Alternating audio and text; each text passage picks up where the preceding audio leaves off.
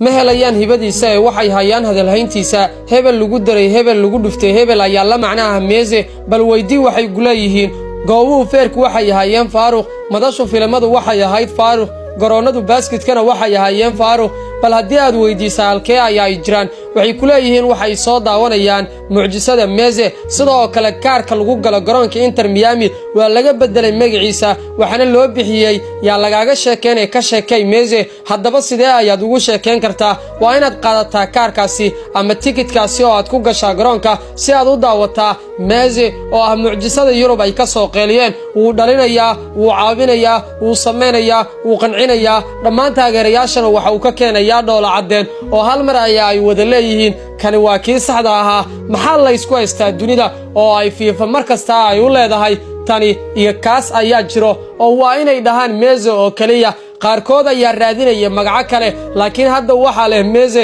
maalintan waxa leh Messi mansabkan waxa leh Messi Mareykankana waxa leh Messi hadduu Mareykanku maamulayo dawladaha dunida siyaasad ahaan kubaddu Mareykankana waxa maamulaya Messi oo mar dhow waxaan ka baqayaa in ilaalada Biden ay soo baxaan si ay u daawadaan Messi halkaas madaxweynaha Mareykanka oo qof ilaalisa la waayo oo isagoo kaligii lagu dhaxarko nolosha Mareykanka ayaan ka baqayaa Messi wuu sameeyay wuu abuuray wax walba oo aan macquul ahayn macquul ayaa uu ka dhigay